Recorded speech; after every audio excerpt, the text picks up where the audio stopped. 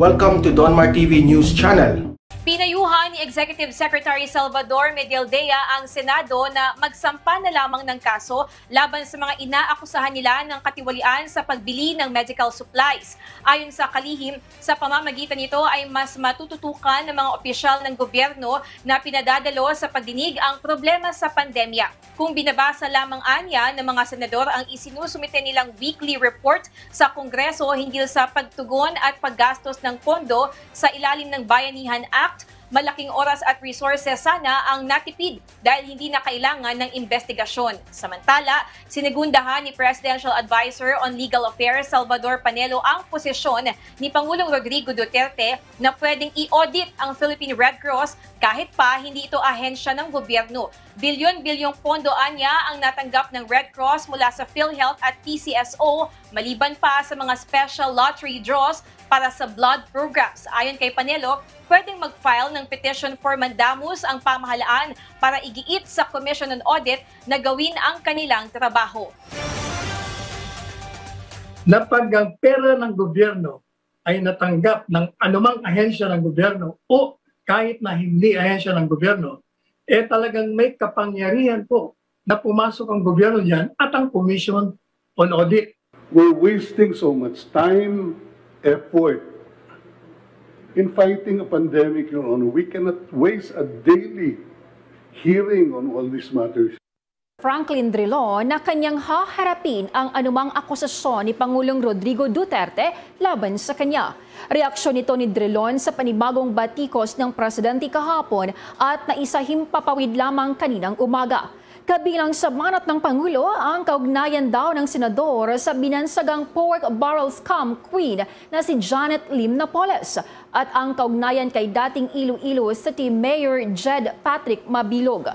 Ayon pa sa mambabatas, pawang lumang isyo ang pinalulutang ng Chief Executive at matagal na raw niyang naipaliwanag ang panig hinggil sa mga bagay na ito. Dagdag pa ni Drilon, kung ito raw ang kapalit ng paglalantad nila ng katotohanan sa imbestigasyon ng Senado, handa siyang harapin kahit anong isyo na ipupukol ng Pangulo. Sa ngayon ay inimbestigahan ng mga senador ang isyo ng umano'y overpriced face mask at face shields na binili ng gobyerno noong nakaraang taon. Ito nga hindi pa rin talaga titirigilan ni Pangulong Duterte itong chairman ng Blue Ribbon Committee na si Richard Gordon, ang chairman ng Philippine Red Cross. Kaugnay nga sa ginagawa ng komite na investigasyon sa pagbili ng gobyerno ng personal protective equipment o PPEs at sa particular sa kumpanyang Pharmally. At sinabi ni Pangulong Duterte na marami raw siyang ilalabas at ilalantada laban kay Senador Gordon kapag siya ay nagkarkal at patuloy yung kanilang bangayan. Ayon sa Pangulong Duterte ay gusto niya na magkaroon ng audit doon sa mga transactions, financial status ng Red Cross dahil nga ito ay tumatanggap ng mga donasyon mula sa ahensya ng gobyerno, partikular ng PCSO at ng PAGCOR. Binigyan din pa ng Pangulo na dapat ay magpaliwanag si Gordon sa kanya umano'y mga kasalanan at kumaga ay handa niyang ilantada ang mga turang impormasyon. Na ito pa ang bahagi ng pahayag ni Pangulong Duterte. Sabi mo nga, if there was an order and the order was delivered and the product was found to be as specified with the specification ko, all right, then we pay.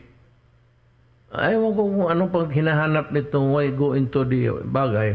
We will not want to control them, but we would like also to just criticize them for, alam mo, wala kayong nakukuha dyan, you want a fishing expedition. So you might as well, ganito na lang ang laro natin. You find your fault in us and we will find what's wrong with you. In the case of, I'll begin first with Senator Gordon. I'm sure that I will find plenty of, basta plenty when we start with you, Senator Gordon. Yan, ginawa ng Pangulo ang pahayag o panibagong mga banat kay Senador Gordon kasunod nga ng naging pahayag ng Senador sa pinakabago nilang hearing kahapon na sinabi niya na dapat ang pinoprotektahan ni Pangulong Duterte ay ang taong bayan, hindi ang family o si Michael Yang. Bagay naman na binaltahan ni Pangulong Duterte at yung kanyang babala laban kay Senador Gordon na maglalabas na talaga ng baho o kasalanan. About dito kay Vice na walang ganda. Oo. Okay, totally, bakla din naman ito, di ba? Baklaan tayo. Ang sabi mo, bigyan nyo, okay, pakita natin, baka sabihin nila, inano lang natin, di ba? Ayan. Lumabas po yan sa bandera. Ayan. Showbiz Chika Balita. Ayan, bandera. Okay. Ano ang sinabi ni Vice Ganda? Bigyan nyo po ng hustisya yung mga ninakaw sa aming mga Pilipino na taxpayers. Kasi pera natin yon, utang na loob, bigyan nyo kami ng hustisya. Ang lala ng nakawan, nakakaloka sa eleksyon. Talaga, please, huwag na tayong magpanakaw uli. Vice Ganda na walang ganda. Nako. Unang-una, Vice, ito unang tanong ko sa'yo. Ninakawan kamo ang mga taxpayer. Di ba? Sabi mo, ninanakawan kayo, tayong mga simpleng mamamayan. Una, Vice, ang tanong ko sa iyo ito, tinanong ko rin ito nung naisara ang ABS-CBN. Ha? Baka nakakalimot ka dahil ikaw ay bobong tangambak lang kabayo. Ha?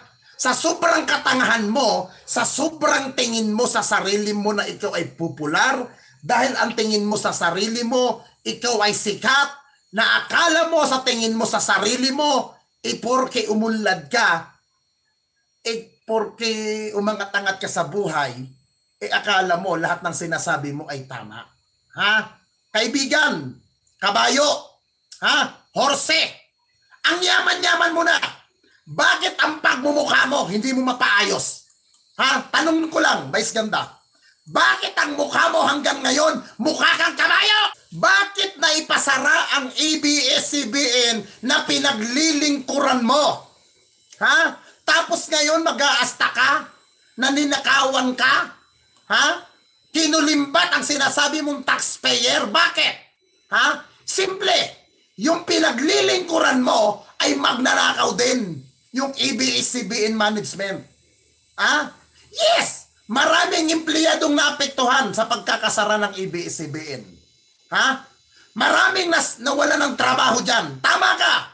Pero kung sumunod sa tamang proseso ang pinaglilingkuran mo, kung nagbabayad ng tamang buwis, sa palagay mo, darating ba sa punto na isasara ang iyong pinaglilingkuran? Huwag kang tanga, Vice Ganda. Ha?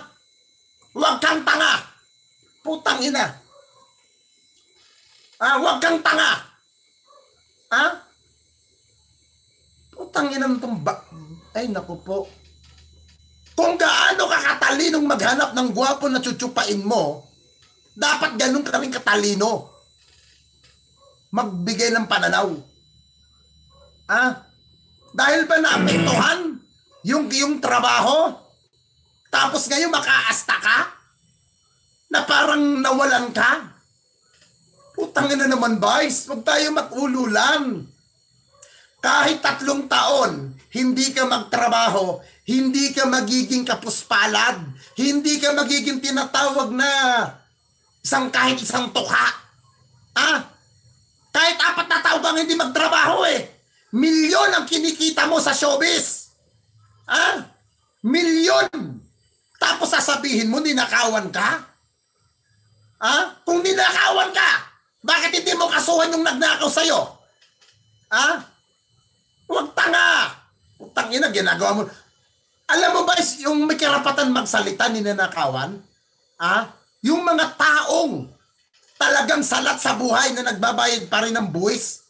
Pero, until now, walang makain. Ikaw, nasubukan mo na ba? Nung mulang pumasok ka sa showbiz entertainment? Nung mulang naging popular ka? Nasubukan mo na bang hindi kumain ng 1 linggo?